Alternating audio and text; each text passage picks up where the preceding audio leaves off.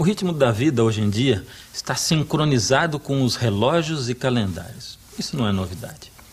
Parece que encontrar maneiras de organizar e controlar o tempo tem sido de suma importância pela história fora.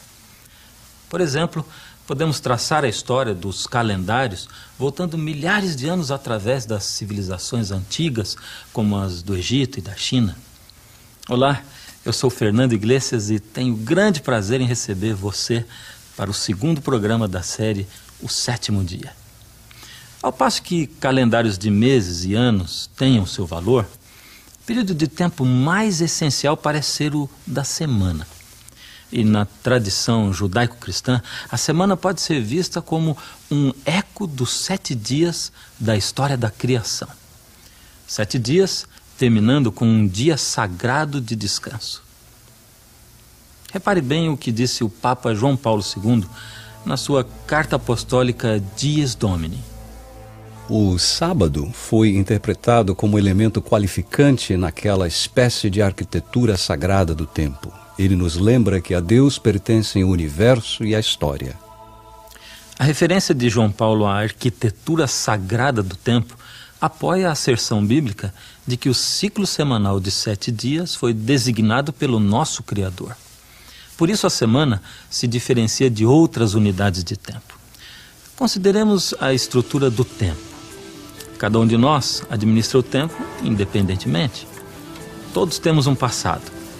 Vivemos num presente imediato e progressivo que nos parece passar rápida ou lentamente, dependendo da nossa idade e de outros fatores subjetivos. Mas o futuro é um mistério. Para você e para mim, o tempo é diferente. Para poder coordenar as nossas atividades, precisamos de pontos de referência externos.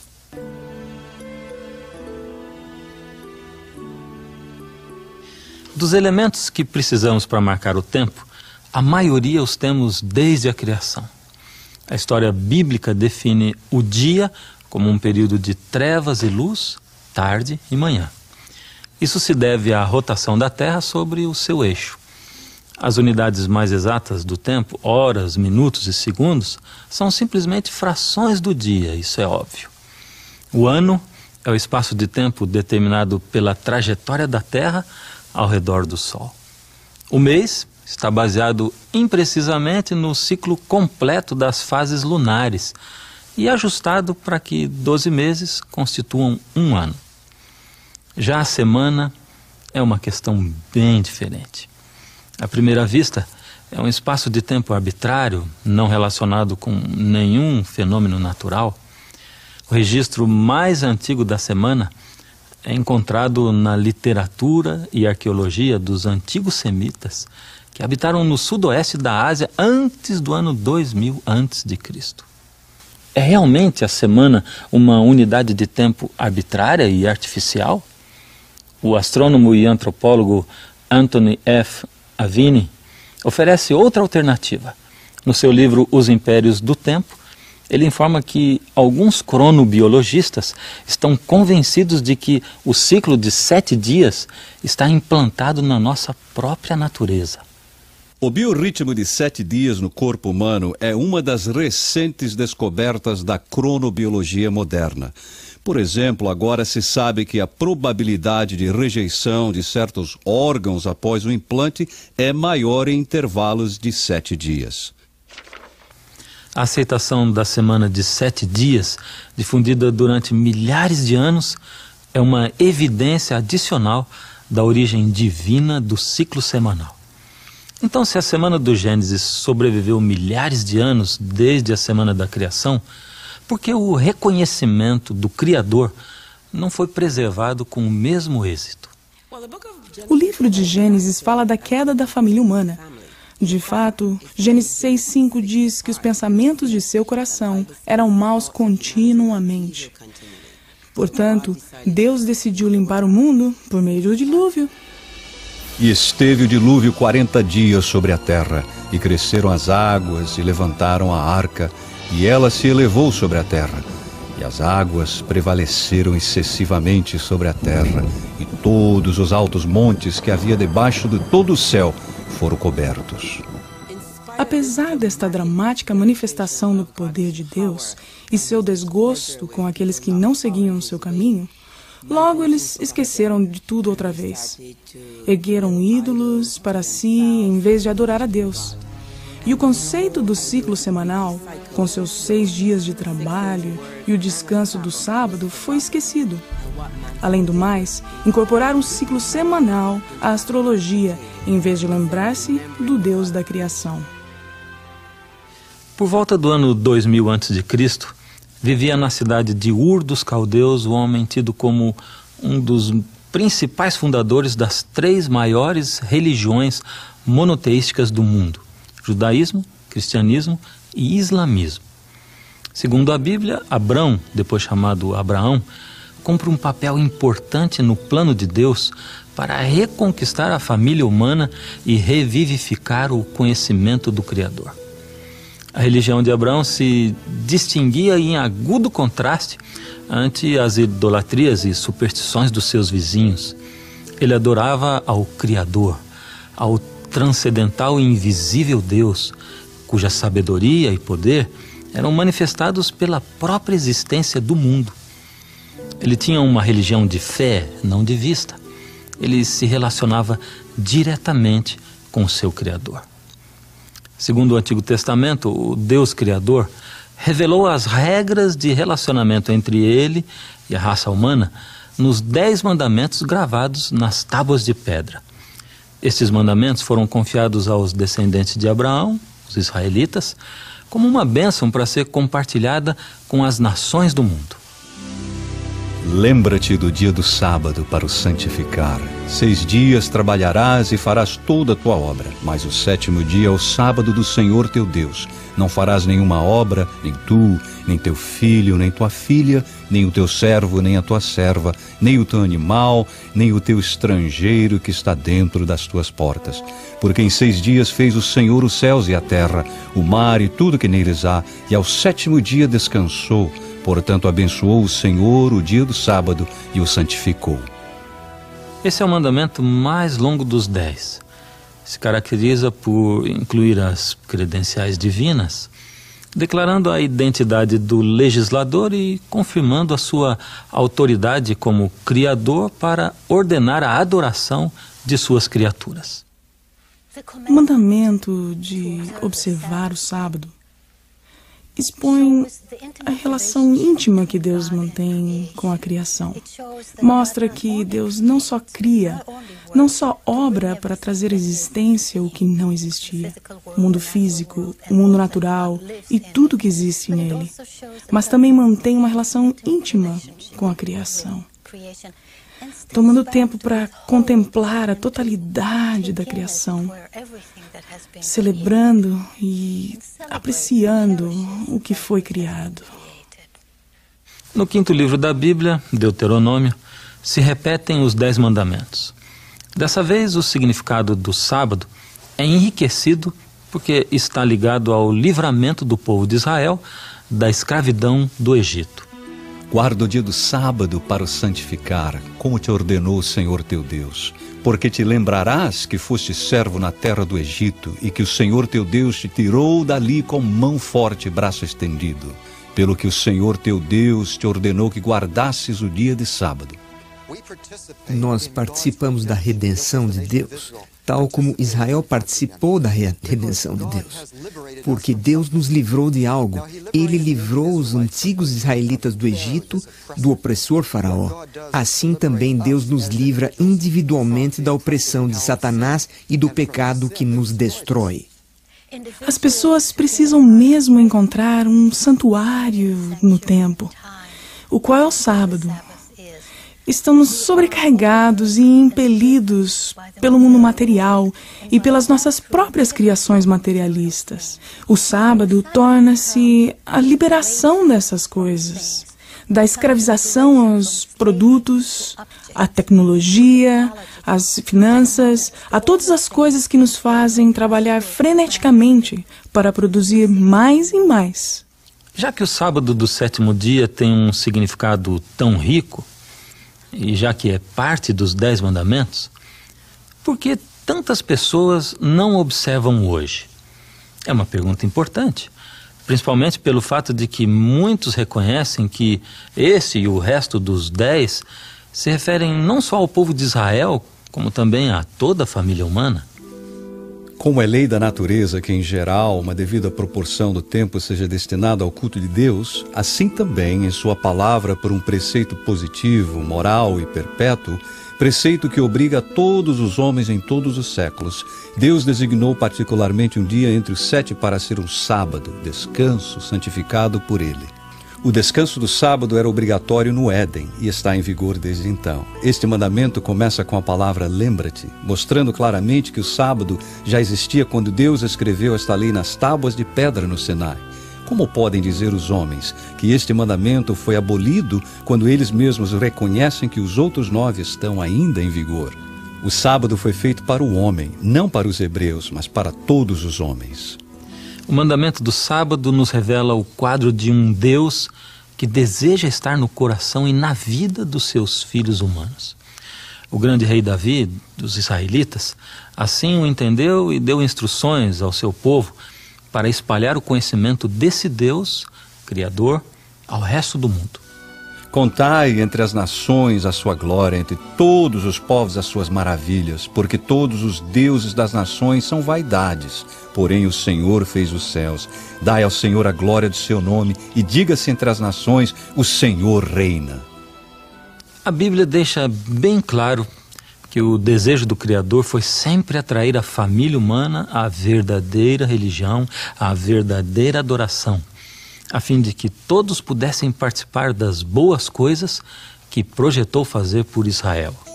E aos filhos dos estrangeiros que se chegarem ao Senhor para o servirem e para amarem o nome do Senhor, sendo deste modo servos seus, todos os que guardarem o sábado, não o profanando, e os que abraçarem o meu concerto, também os levarei ao meu santo monte, os festejarei na minha casa de oração. Os seus holocaustos e os seus sacrifícios serão aceitos no meu altar, porque minha casa será chamada casa de oração para todos os povos. Não é difícil entender que esse dia santo tem poder para restaurar e solidificar o relacionamento entre o Deus Criador e os seus filhos humanos. Mediante a devoção do sábado, do culto e louvor em apreciação pelo seu poder de criar, esses filhos ficariam ligados ao seu Criador pelo amor e gratidão. Se eles continuassem observando sinceramente o sábado do Senhor, jamais o esqueceriam. E também lhes dei os meus sábados para que servissem de sinal entre mim e eles, para que soubessem que eu sou o Senhor que os santifico. Para os que guardaram o sábado de Deus, esse dia se tornou muito significativo. Esse dia de repouso e adoração concedia a oportunidade de se conhecer mais ao seu Criador, o qual havia prometido fazer deles seu povo santo. Mas a história fala de muitos israelitas que não aproveitaram essa oportunidade.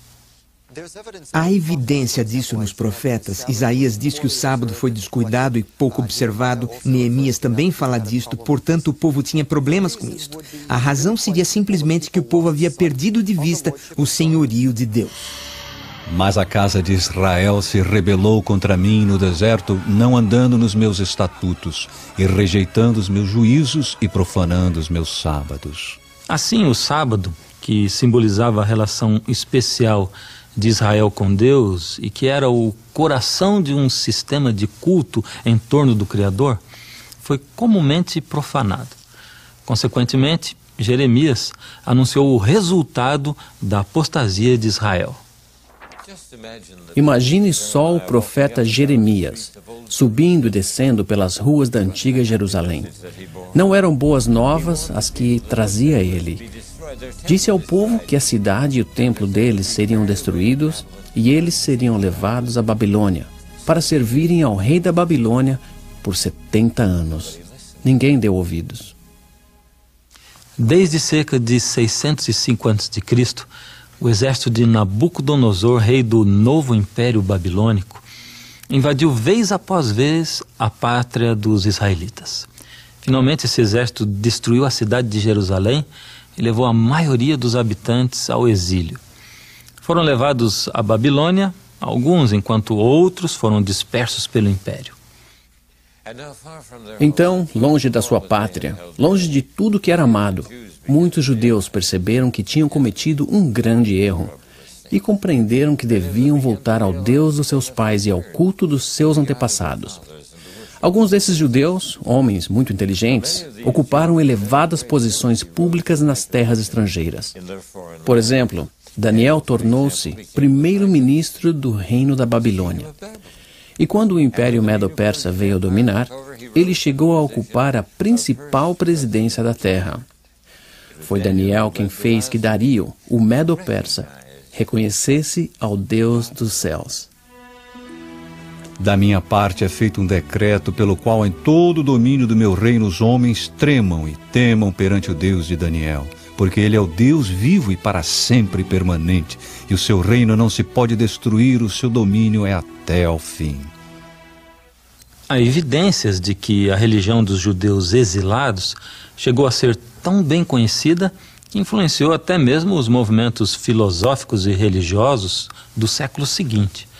Buda, Zoroastro, Confúcio e Pitágoras, todos eles aparentam ter adotado elementos da religião judaica. Por exemplo, embora o budismo não tenha dias sagrados hoje, há evidência de que o sábado, ou o Posata, era parte dessa religião no princípio. O Benedito estabeleceu uma regra para observar o santo dia do sábado, e ele sugeriu que na reunião do 7º dia todo monge cuja consciência lhe perturbava deveria confessá-la perante a Assembleia dos Irmãos. Arthur Lloyd, no seu livro O Credo da Metade do Japão, diz que a Ordem dos Monges guardou sagradamente seus dias de sábado por muitos séculos. Até o próprio Confúcio pode ter se referido ao sábado do 7º dia na seguinte passagem em uma de suas obras. Neste dia culminante, os antigos reis fechavam os portões, os comerciantes não viajavam e os príncipes não inspecionavam seus domínios. Com o tempo, a noção de uma observância semanal do sábado penetrou em muitas culturas. Na língua hebraica, o nome de cada dia está relacionado com o sábado. O primeiro dia da semana chama-se Ehad Be-Shabbat, ou um que acompanha ou vai adiante do sábado. Assim, cada dia que se segue contempla o sábado até o 6º dia. E este é chamado de véspera do Santo Sábado. Portanto, o dia 7º é sábado. Em mais de 100 línguas antigas e modernas, o nome do 7º dia do ciclo semanal significa repouso, ou o seu equivalente. Parece então que alguns judeus durante o exílio alcançaram mais êxito no setor no qual sua nação havia fracassado do que em tempos de paz e prosperidade. Eles espalharam o conhecimento de Deus e de sua lei entre outras nações. Contudo, o que aconteceria quando esses cativos voltassem à sua terra natal? Conservariam o culto ao Deus verdadeiro?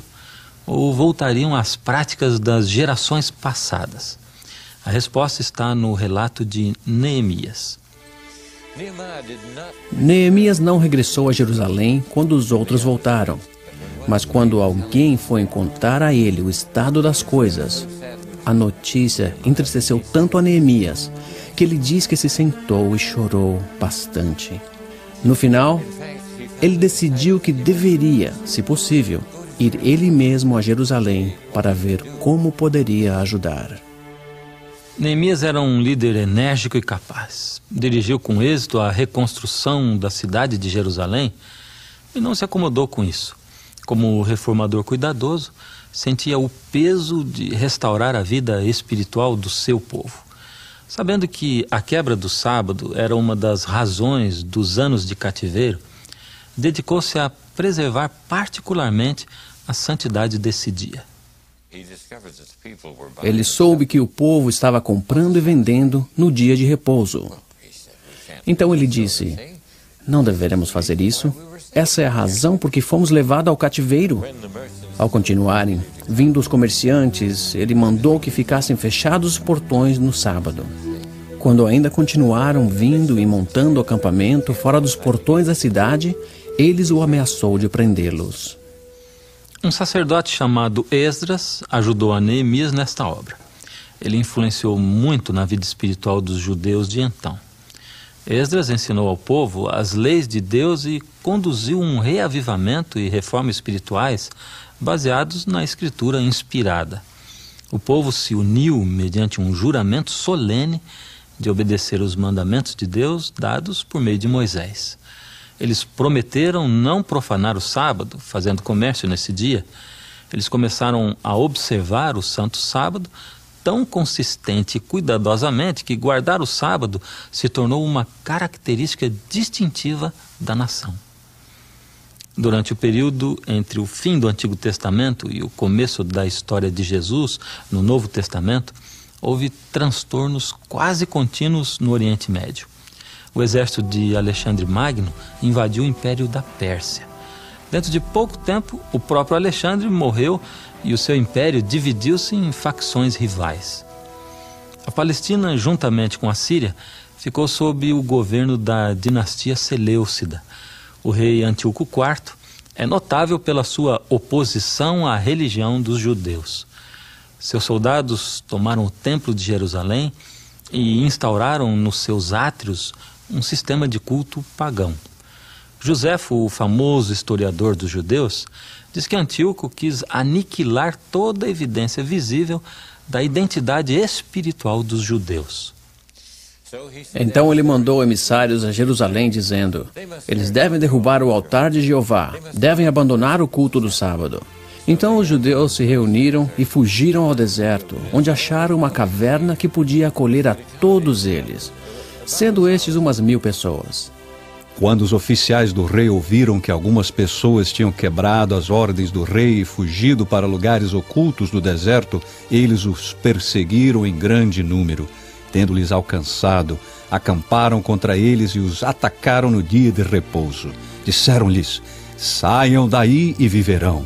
Mas eles responderam: não sairemos nem obedeceremos à ordem do rei para profanar o sábado. Imediatamente os que comandavam as tropas do rei os sufocaram nas cavernas, porque a reverência que dedicavam a esse dia era tão grande que o temor de violá-lo, mesmo em tal extremo, fez com que eles nada fizessem. Cerca de 1000 foram sufocados, contando as suas mulheres e filhos. O martírio desses judeus patriotas nos dias de Antíoco IV é um testemunho notável do poder de suas crenças. Seu Deus e o santo sábado dele tiveram maior importância para eles que a própria vida. O sacrifício deles foi uma vitória da fé. O Antigo Testamento, apoiado pelas evidências da história, linguagem e cultura, estabelece o sábado como um memorial sagrado da obra criativa e redentora de Deus. Declara que o sábado é sinal de uma relação íntima entre o Criador e aqueles que o adoram. Um dia de descanso e culto, capaz de unir os corações dos seres humanos com o do seu Criador. Hoje, para muitos judeus e cristãos, o sábado é ainda o ponto central da vida espiritual e adoração. Até hoje em dia, o sábado permanece como um elemento determinante na arquitetura sagrada do templo. Uma vez que os primeiros cristãos herdaram o sábado, os ensinos de Jesus Cristo e de seus discípulos enfatizaram e enriqueceram o seu sentido, magnificando a sua importância. Contaremos esta história quando voltarmos com o 3º programa da série O Sétimo Dia, Revelações das Páginas Perdidas da História.